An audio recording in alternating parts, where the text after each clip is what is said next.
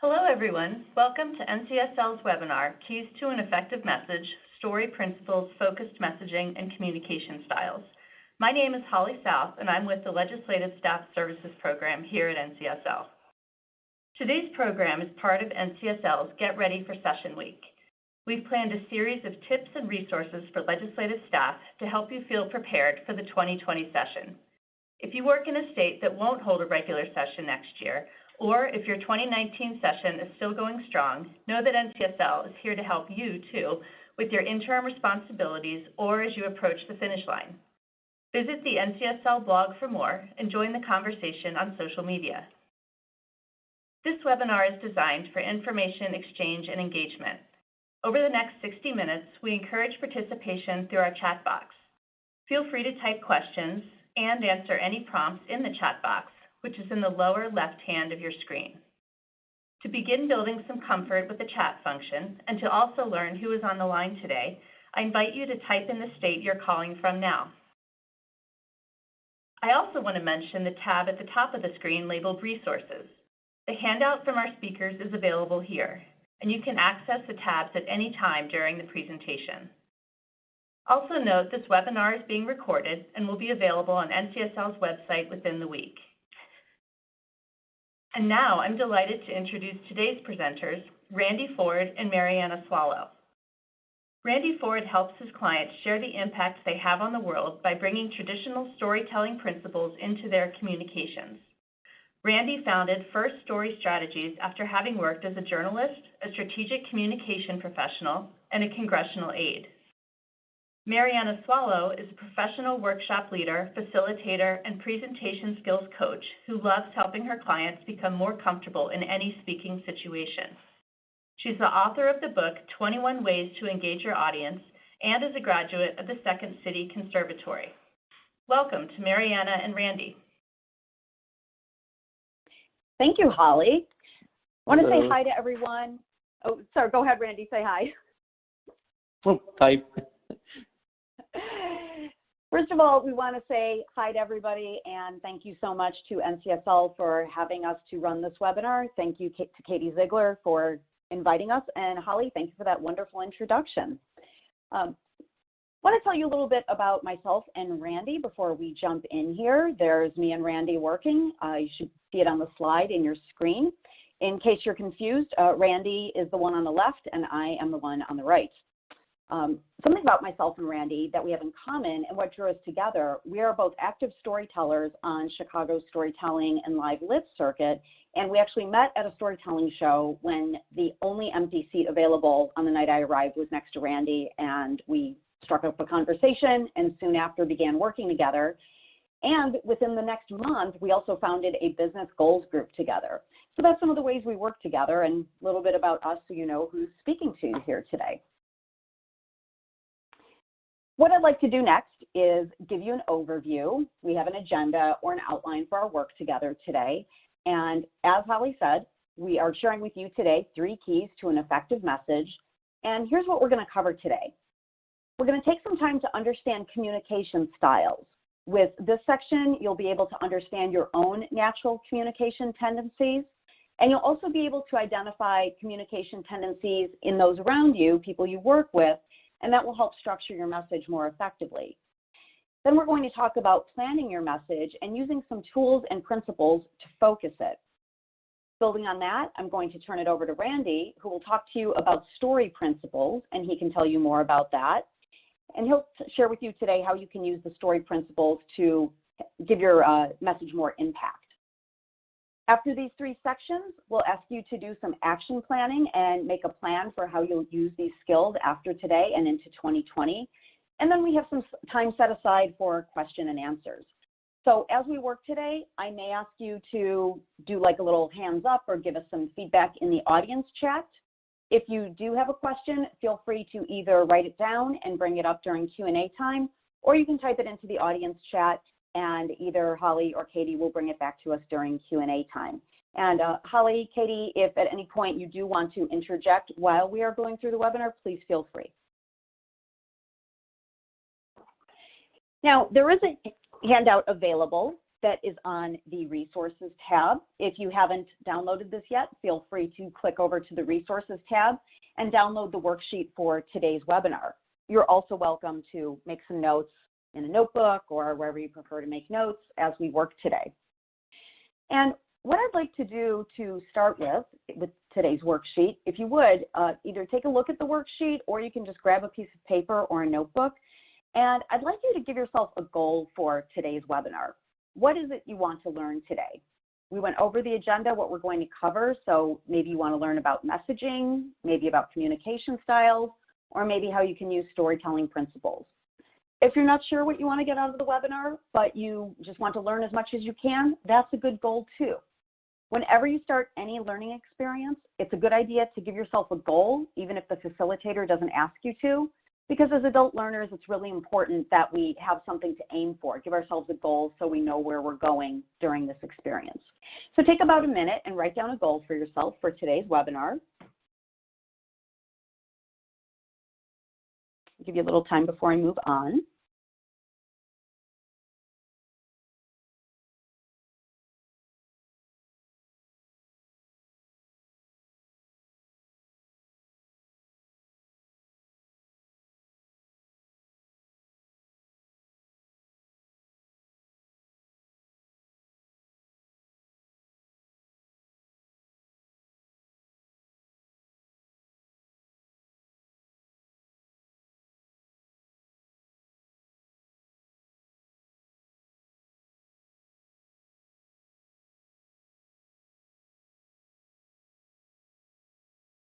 And take about another 20 seconds or so to finish writing down a goal for yourself. If you have more than one, that's fine too.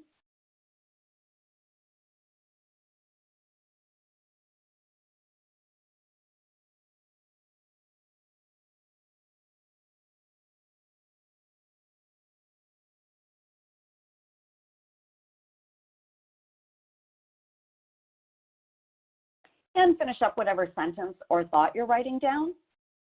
Then we're going to move into the first section of this webinar, and we're going to understand communication styles. Now, the nice thing about communication styles, when we take some time to notice how we tend to communicate and how others communicate, it's not rocket science. Something to know that makes this a lot easier is that we tend to communicate the same way we prefer to receive information. So if you're someone who enjoys a lot of chit-chat, you're probably someone who will engage in a lot of chit-chat. If you're someone who prefers to have more quiet discussions or take some time to digest material, you'll probably treat others the same way and give them time to digest and think whenever you share new information. Now, here's the thing around communication styles. There are many factors that go into how we communicate. Nobody is ever just one way or the other, but in very specific environments, we tend to have very distinct and very clear tendencies. So you should see the screen, the slide I have up on the screen, plan for your listeners. And if you look at some of the examples I have here, some of these probably resonate with you, or some of these probably sound like people that you work with. There's some people who want detailed data, even if you don't need to be giving them detailed data. There's some people who want to chit-chat before they get down to business. There's other people who want time to step away and think and digest what you've said. And then if you look at that last bullet on the lower right-hand side, some have unrealistic expectations around communication.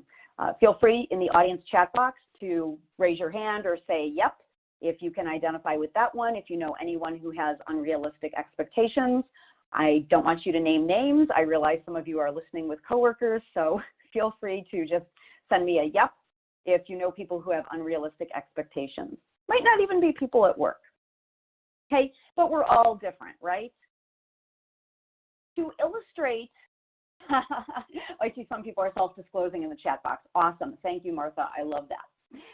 To illustrate these different types of communication and two very distinct styles, I'm sharing with you on the screen here an actual conversation I had with my cousin Sue.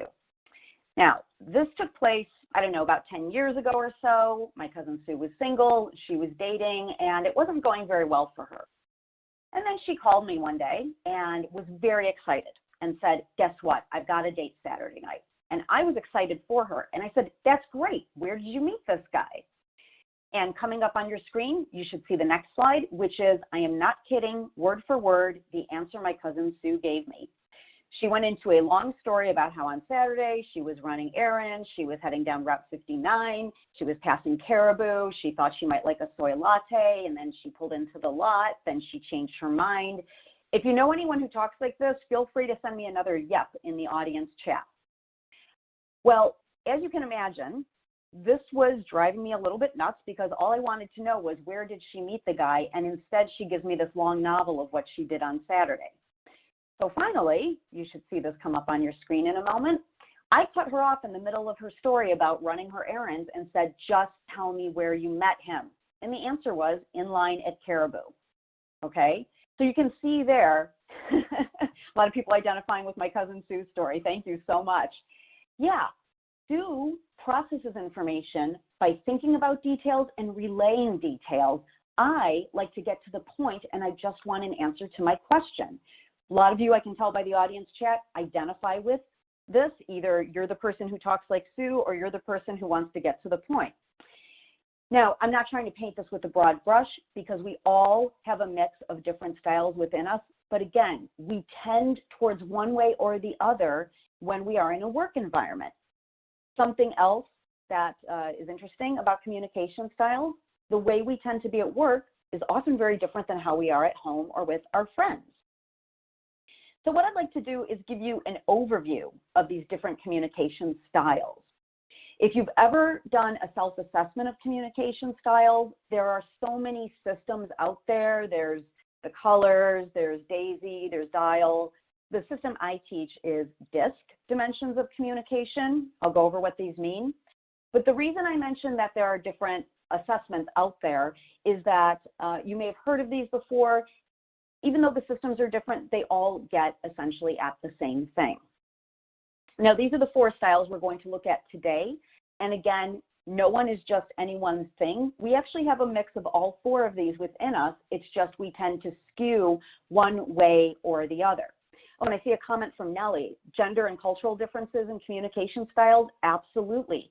That is something that we won't have time to cover today, but that is so true. Culture, where you grow up, affects how you communicate at work and at home. Someone's asking me if Sue is still single. Yes, Sue is still single, and I'll take that with some good humor. The 4 dimensions of communication we're going to take a peek at today are dominant communicators, influencers, steadfast, and conscientious. I'm going to go over what all 4 of these mean, and in order to make these relatable, I'm going to also tie these or relate these to characters that you can see in either Game of Thrones or The Office. The thing I'd like to ask you to do, audience, is please be active listening. When I describe each one of these, I want you to think about how you are at work and see if you self-identify with any one of these styles or maybe 1 or 2 of these styles. But then as I'm describing them, also think about the people you work with and who else can you identify. Again, don't name names, but feel free to throw up a hand in the audience chat or, send me a note like, yep, that's me, or yep, I identify with the D, or whatever it is. So I'm going to bring up our first dimension of communication. This is D, the dominant communicator. And I want to clarify this one a bit because when people hear about this, they often say, oh, this is a domineering person. Not necessarily. If you're a fan of Game of Thrones, this is Cersei Lannister. If you are a fan of The Office, this is Daryl. A lot of people think it would be Michael on The Office, but it's not. The dominant communicator is a quick thinker. They make decisions quickly. They don't like a lot of fluff. They don't like chit-chat. They are authoritative and they take authority even when they're not the person who's supposed to be in charge. Jane, to answer your question, yes, even if you haven't watched either of these TV shows, you will be able to relate. On The Office, for example, Daryl, he wasn't the top boss on The Office, but he was a quick thinker, was there to work, there to focus. When Michael would be goofing around, Daryl wanted to get to work and get to the point, okay? So dominant, quick thinker, quick decision maker, doesn't like a lot of fluff.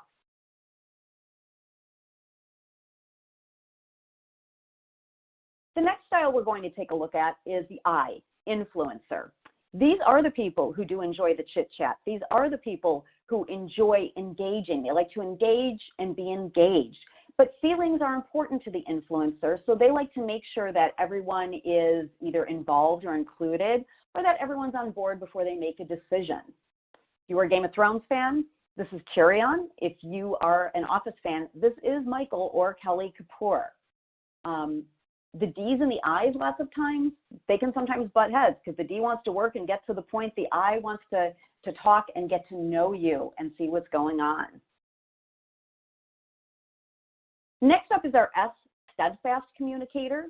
The steadfast communicator, this would either be Pam on The Office or Jorah Mormont on Game of Thrones, if you watch those. The steadfast communicator values relationships, but they are also very thoughtful. The S communicator needs to hear or read the information, take it in, digest it for a bit, and then give an answer or make a decision. They also need to know, quite literally, the lay of the land. They want maps, they want visual guides, they want to double check things before going forward so they can be sure, because accuracy is important to them. That's your steadfast communicator.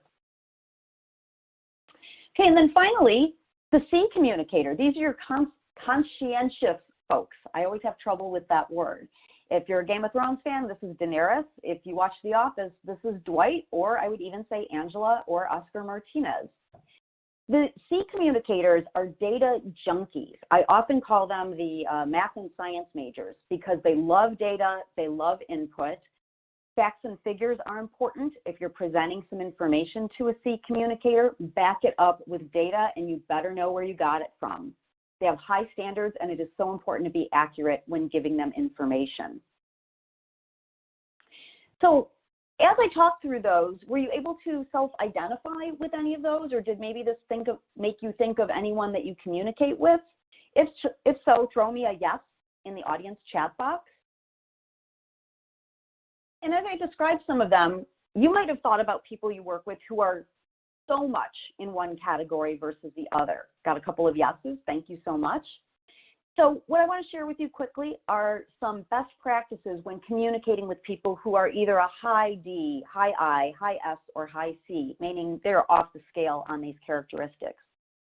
So with the high D, good to be prepared, don't ramble, avoid your chit chat, and especially if you're giving them information to make a decision, give them choices. Give them a couple of alternatives. Oh, someone has a good question. How about being a hybrid? Absolutely. Everybody is a hybrid. Some people tend to be real heavy in two categories, and we'll talk about that as we wrap up this section. We've got someone identifying as Cersei Shroot. I love it. When you're communicating with a high I, always a good idea to engage them, ask about themselves, their ideas, but also important to offer them clear next steps and to not leave action items up in the air with the high I communicator. Reason being that they tend to be, because they like to be kind of engaged and all over the place, they might not follow up with you right away. And I know I can say that because I am a high I communicator. For the S communicator, it's a good idea to give them time and space to process. Don't rush them, but I'll also ask them for their input into whatever it is you're discussing. With the high C communicator, like I said before, use data, facts, and figures, but get to the point. The C communicators love it when you give them deadlines and clear parameters. Okay, so what I'd like you to do is touch back to your worksheet or make a note somewhere where you're taking notes. Regarding communication styles, since you've thought about how you tend to communicate and you can now identify these characteristics in others, write down one way you will flex how you communicate. If you communicate with a D regularly, might you get a little more to the point? If you communicate with an I, might you engage them more? Take about 30 seconds and write down one way you will flex how you communicate.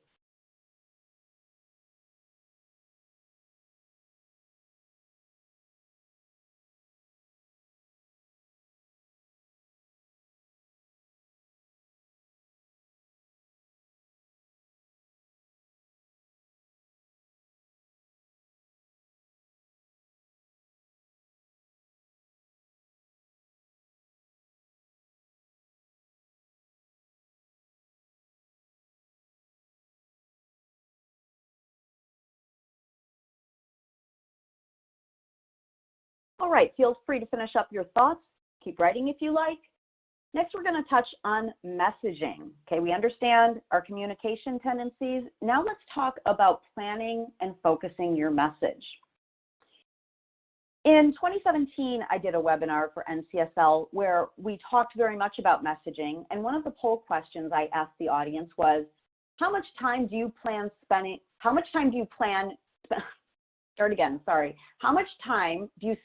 planning a message?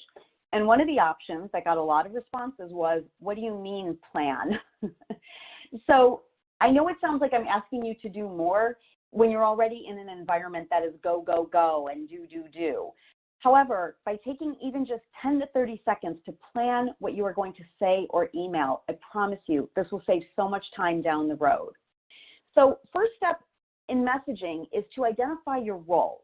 And I don't mean necessarily what you do or what your job is or what your job title is, but in that moment, what is your role? Are you there to provide information? Are you there to educate? Are you there to convince? Are you there to provide options? By clarifying your role, you will be able to focus your message that much better. But then building on that, second bullet point, you want to identify your intention. If your intention is to provide options, then know that, yes, that is your intention. And I would invite you to clarify that, to provide 2 options, to provide 3 options. Maybe you've needed to do some research and you need to illustrate or talk about the laws that were adopted in neighboring states. In that case, what's the intention and how wide is that intention going to be? A good idea to help focus your message is to limit your intention to 1. And like I've been saying during the slide, use a verb to clarify the intention. And then building on that, if you achieve your intention, then what? If I provide this legislator 2 options for alternatives, then what? What are the next steps? What does this mean for your intention? What does this mean for the legislator? Think about, if I achieve my intention, then what? I invite you to write that out when you are planning your messaging. Piggybacking off that, before you communicate your message, especially in email, but even if this is going to be something speaking, I invite you to take the time to plan it, thinking about your role, your intention, what you want to achieve, and then as far as what you actually say or what you actually type into the email, I want you to remember the rule of primacy and rule of recency. The rule of primacy says that we tend to remember the first thing we hear. The rule of recency states that we tend to remember the last thing we hear. This is why when I teach workshops on presenting, I always tell people to make sure they rehearse their opening and their closing, because those are the 2 things your audience is going to remember the most. So what are the 2 things you really want to stick? If you need to communicate certain points, I invite you to simplify it by thinking of what are the 3 key points. What are the 3 key points I need to get across here? What are the 3 key points the legislator needs to know? Let's say you're preparing talking points for a local community meeting in the district. What are the 3 points they need to communicate? Then, based on those, I invite you to think about what is the salient point? What if they only remember 1?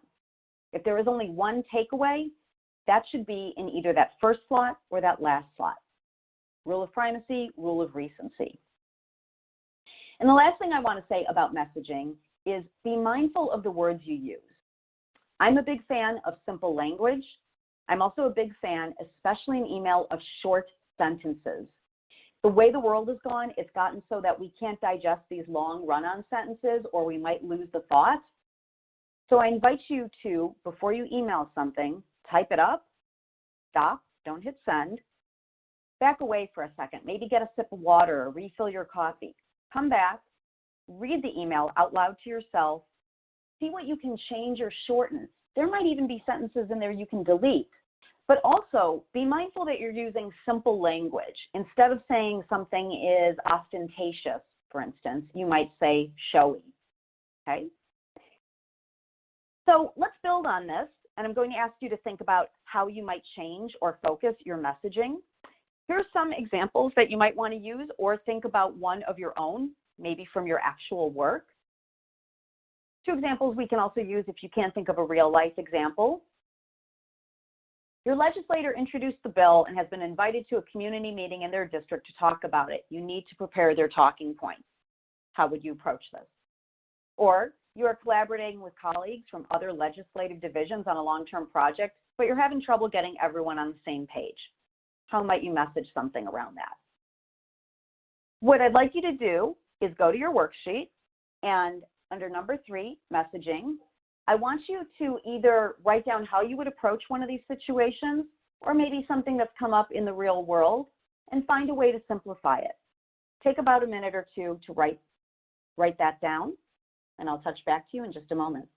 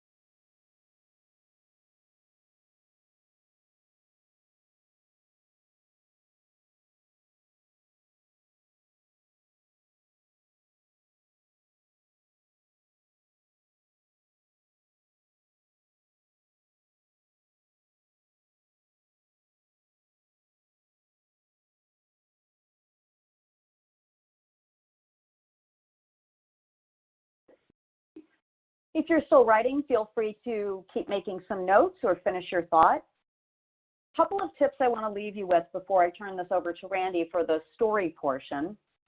And again, I realize what I'm about to share with you sounds like I'm asking you to do more work, but it will make your life so much easier. Keep a journal of best practices. Notice what works in your communications and write it down. I've done this ever since I started facilitating 20 some odd years ago, and it really helped me remember best practices for my classrooms and my coaching clients. The other thing that has really helped me in my communications work is to notice how, for you, notice how colleagues or members tend to respond best and utilize that.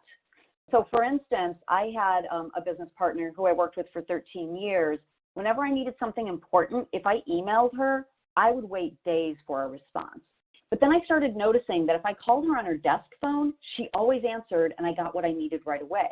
So I made a note that if I wanted to talk to her or get a decision from her, I had to call her on the phone. Email, I was probably going to wait 5 or 6 days.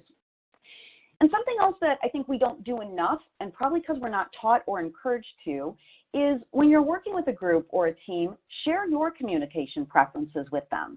If you would rather be texted, let them know.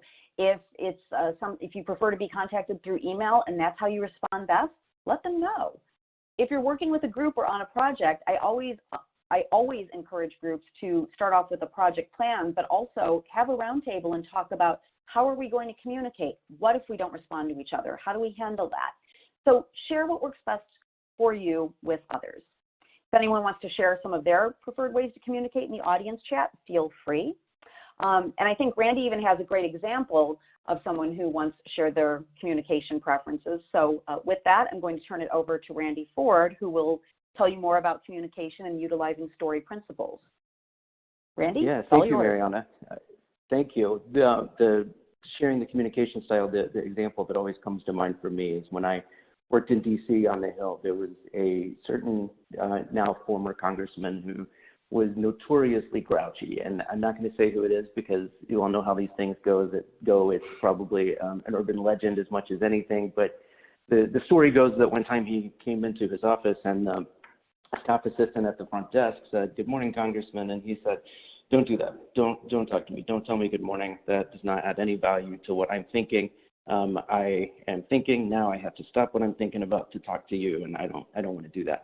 I would not recommend sharing your communication style that way, but it is, that's a little rough. But to be able to tell your coworkers or other people in your life how you like to be communicated with makes a big difference.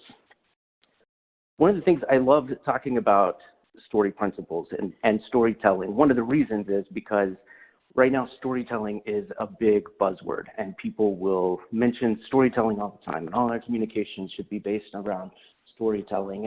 And I believe that, and that's absolutely true, but we rarely talk about the specific ways, what that really means. And so it's easy to get it confused and think that storytelling equals story time, when it's really a little bit different. You know, you're not going to go back to the example that Marianna was mentioning earlier, you're not going to say, oh, you know, once upon a time there was a bill and 3 committee chairs. That would be story time. That's not what we're doing. We're taking the kinds of things that we as people are used to hearing in stories and finding ways to build that into our communication. So let's go back to the worksheet for just a second. Number 4 on the front of the worksheet. I'm going to just tell you a little fact in a second that I want you to just jot down the first 5 words that come to mind. And if you don't get 5, that's fine. If you keep going with more, that's fine. But I just want to know, what are the first things that pop to mind when I tell you this, this fact? If you want to put it directly into the chat box, that will be fine too. And we'll be able to share what people have. Here's the fact. So we think of kittens as liking milk, but most adult cats are lactose intolerant. Just whatever comes to mind when you hear that. Take a second. I'm just going to give you about 15 seconds to jot it down or share it with us in the chat box, or both. Kittens like milk, but most adult cats are lactose intolerant.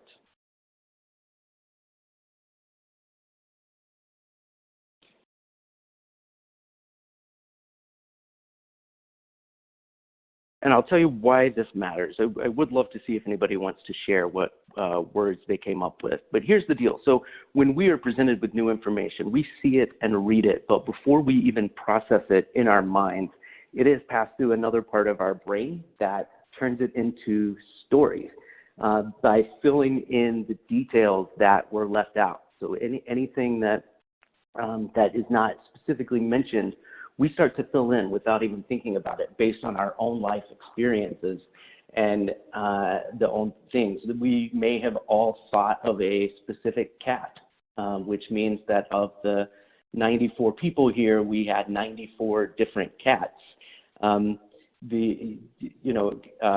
Catherine, apparently not a cat fan. She says they're intolerant in general. That's what came to mind for her. Joseph was thinking about the actual information, and that it is contrasting and subverting our expectations. Everybody heard and read that information and took a different meaning of what it was that I was trying to communicate. Marianna mentioned that we are both storytellers. One of the things that is kind of a basic storytelling principle is the story triangle. And there are 3 parts to any triangle, obviously, but the top part on this is the storyteller. And again, don't get caught up on it being a story that you're telling. This is really about anything that you are communicating, that you are the messenger on. And if you want to even jot that down on your worksheet, at the story triangle part on page 2 of the worksheet, and put yourself as that storyteller. It is anybody who is trying to communicate something is considered the storyteller. Any message that you're trying to communicate then is, of course, the story down in the bottom right. If you look back at number 3, what you came up with in the messaging, and that you took the time to narrow down and simplify, that is your content. That is the story of what you were trying to share. And of course, the third part of the triangle is the audience. Who is it that you are trying to share that with? And again, that's going to be different based on what you came up with for number 3, and we're going to talk through why that matters, that it's different. The key is that we all are in control of ourselves as the storyteller, and we have some control over the story, the message that we are giving. We want to have as much control over that as possible. What we cannot control is the audience, the lower left part of the story triangle. We have no control over that audience. So the only thing we can do is understand the audience. We need to understand their communication style, what their life experiences are. We may not need to know if everybody is a cat person, but knowing that there are different things that people are bringing into anything we say. filling in that story triangle, we need to know our story, we need to know the audience, and we need to know what they are bringing to this story experience from their own life story so that we can find a way to meet them halfway. Now, I know, again, all that can kind of sound abstract. We want to talk about who those audiences are. This is not necessarily just constituents you're talking to, or the press if you're that kind of, if you are forward facing with the press, or talking to your boss or colleagues. This is anybody. Basically, any communication that you have is really an opportunity to understand someone else's story and what context they're bringing to your interaction, no matter what that is. We really already do this naturally. If you, for example, have a fight with your boss, or an argument with your boss, rather, you want to vent about it that night at dinner, you're going to talk about it differently depending on who you're talking to. If you're talking to a spouse, if you're talking to a coworker who knows all the players, or if you're talking to somebody who has absolutely no idea what or who you're talking about, you are going to change the way you talk about that because you have that instinct to know that people are bringing a different kind of context into what you're talking about. So in that sense, really all interpersonal communication is inherently based on storytelling. And the most important thing we can do as communicators, whether that is like the way we in the ledge world think of communicators, or just in our interpersonal communications, is to know the stories that are going on around us. I want to go back to knowing that. I want to jump back to your worksheet, to the number 3 again, the parts that you wrote down about stuff that you find yourself saying repeatedly, and then when it was simplified. Take just a second and jot down the ways that you might change that simplified message now that you're thinking about what stories other people might be bringing to it when they hear that. I'll just give you a second to do that.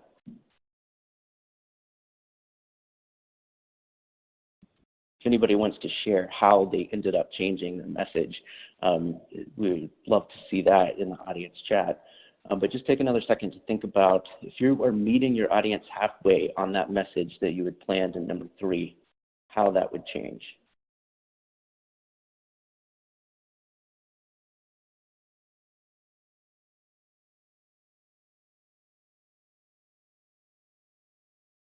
And I know we are looking forward to hearing some questions on this and all of the other topics, but I want to let Marianna take it back to start thinking about the action planning. Thanks, Randy. If you're still writing down on the messaging part how you would think about your story or the other stories people bring to the table, feel free to finish that thought.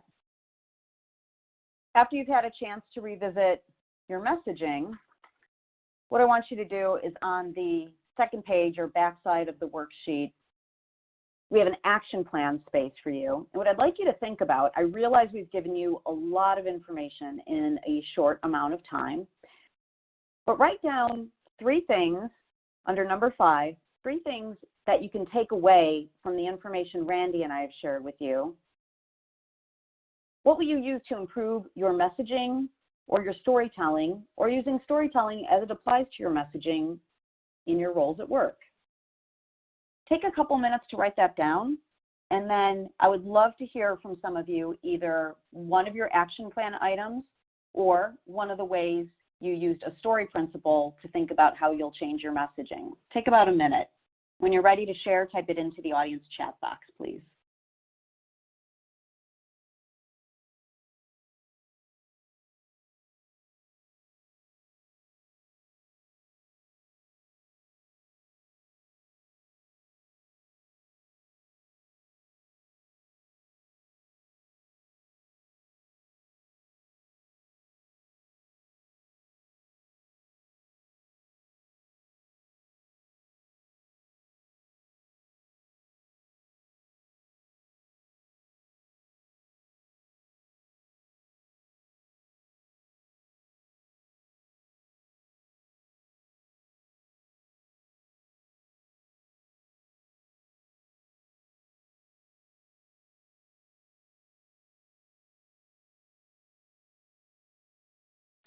Feel free to keep writing.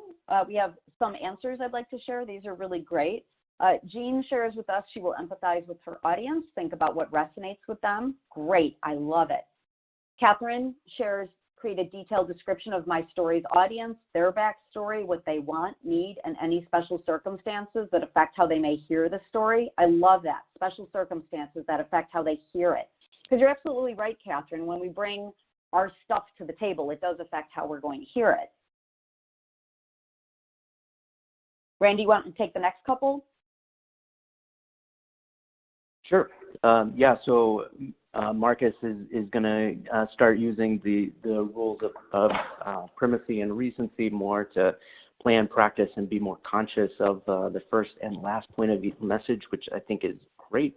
And Susan, Susan, I love that you're thinking about spending some time to think about what you're going to say, shape it, and simplify it. I agree, using fewer introductory phrases is always a great way to cut out a lot of what you say. I find myself doing that in emails in particular all the time, going back through and realizing, you know, I don't really need to say this, and really what I'm doing is taking up my reader's time by adding all of this extra introductory stuff.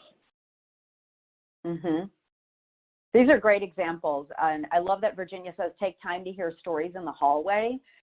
If you don't mind, Randy, I have a quick example of people wanting to share their experiences and how what they bring to the table.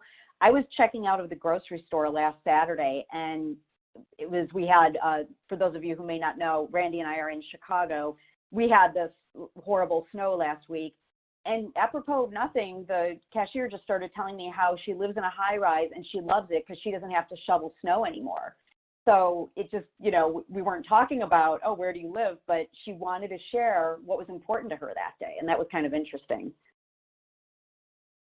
Absolutely, and you know, sometimes I feel like I'm nosy because, as Virginia said, taking time to just kind of hear stories in the hallway or overhearing things that people are saying. And yeah, maybe I am kind of nosy. It's something I get from my mom. Don't tell her I said that. But I think sometimes is just like the way that we are all kind of naturally storing away pieces of information we hear from different people and trying to kind of file that away in our minds without realizing it, that this is what is being said and understood in the rest of the world. What I'm going to throw up here, well, we're getting a little more input, and again, feel free to share one of your action items or one thing you're going to take away from the webinar. What we have up here, Randy and I have compiled a list of resources. These are some books or online resources where you can learn more about storytelling and pick and choose and apply pieces of these to your work. Some of you may have heard of The Moth. The Moth has their own show on NPR, but they have some interesting stories on there that you can learn from. And I believe, Randy, correct me if I'm wrong, I think they even put some best practices for stories on their website too, don't they? Yeah, absolutely. Yeah, it's a great resource for that. Okay. Anyone else want to throw up anything in the audience chat box? Things you want to do differently or things you took away?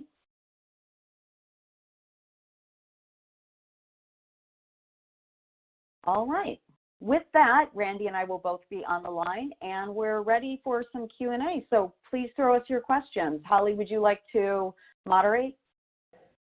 I'm happy to. Yay. Gee.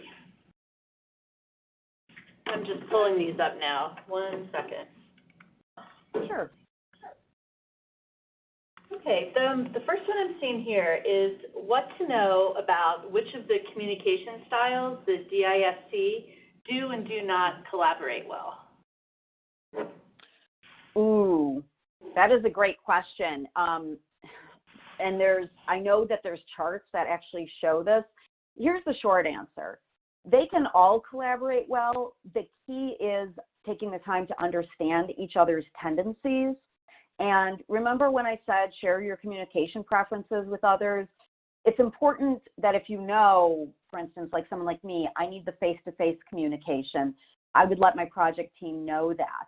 I was working on a VP who I was coaching very recently. We were talking about the communication styles, and when I went through the DISC with him, he's a very high S and C communicator, and he said to me, well, you know, if someone has a food allergy and I'm planning food for lunch, I expect them to tell me. I'm not going to go around and ask everyone. But I said, well, that's great. You need to share that with your team. And he did. So I think it's, you know, letting each other know what you prefer and what your tendencies tend to be. How about this one? Do visuals or sound have a place in your communication?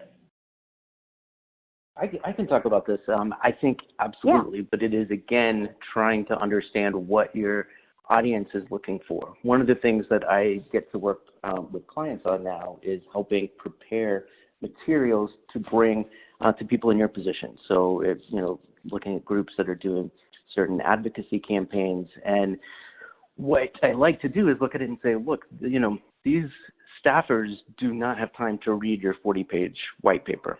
What they need to see is the story of what you're doing. Like, who are you actually impacting on the ground? And if you guys are, if I'm wrong about that and you want to tell us in the audience chat that you prefer reading the 40-page white papers, that's great. But being able to present things in a way so that you can understand it and move on to solutions toward being able to work with these people instead of just having to put it aside. So it is about visuals and it's about graphics, but making sure that those are telling a story that actually gets to something and is not just a visualization of data points for the sake of it. I agree. Okay, thank you. Back to communication styles. What is the best way to push an S if needed for a deadline? I like this question. So stating the deadline up top, making sure, and I know this can get tricky in your environment especially. I know lots of times it's, you know, you do the research for a legislator and then they want it 2 minutes before they go into committee. But when you need to push someone for a deadline, give them the deadline as early as possible. But sometimes I know for some people, I need it by 5 p.m. Friday isn't enough. That's when you want to follow it up with a because or a why. What are the consequences if we don't meet this deadline? Is there someone else relying on us to complete this step before we go on to the next step? With an S, remember I said S communicators, they tend to need like literally the lay of the land. They like maps. They love maps. You know, if you can show them, you know, why is this important now? What is important and why? And that should help reinforcing the deadline. Great, thank you. Here's another. So if the audience is split between get to the point and give me all the info, do you err on the side of less and then people can always ask for more, or do you do something else? I love this question because that is the tricky thing, right? You're never going to have an audience, especially if it's a, you know, somewhat of size, where everyone's going to be a D or everyone's going to be a C. Sometimes you do. I love this approach of err on the side of less and they can ask me for more, or what I love to do, and I do in most of my workshops, is I present the information live. I present just enough, but then I let them know if you want more information on X, and then I direct them where to go. You know, either this link on my website or here's the downloadable link I'm going to email after class. Randy, what about you? What's your take on that?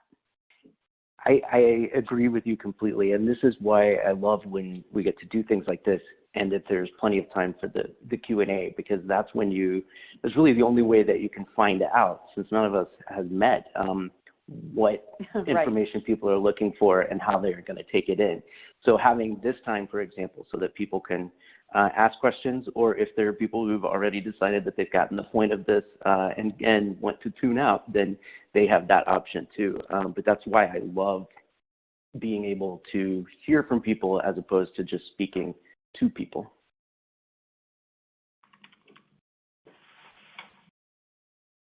I am not seeing any other questions come through. Does anyone have anything else they'd like to ask?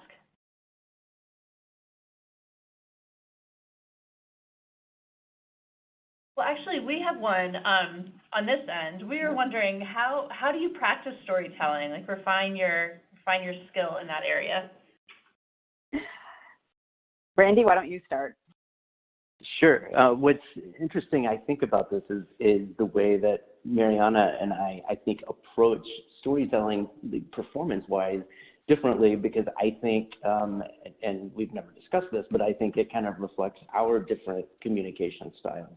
Whereas Marianna mentioned that she is more of a D, and it is a process for her of, I think, a lot of writing out and thinking through things very meticulously. I am an S and C, really, and I like to just mull over it in my mind. When I am personally working on a storytelling performance, I typically do not write it down. And I don't think that means that I am any lighter on details.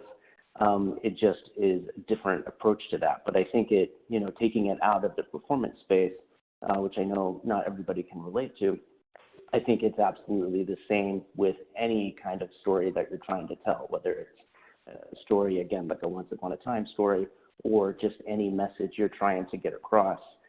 It depends on what works best for you. So knowing your communication style, knowing how you prepare information is the key to being able to get that practice down.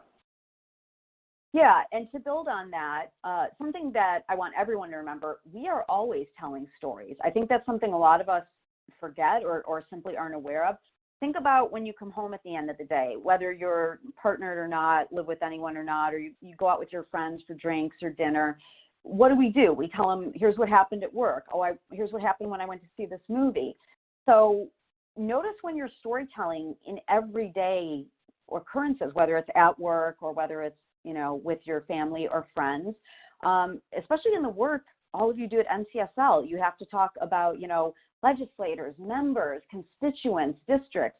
So it's always storytelling, but pay attention to it a little more. And sometimes, catch yourself and say, oh, did I really need to have all that detail? Or, oh, what could I have added there to maybe color it some more? Randy talked about everyone coming to the table with their own story.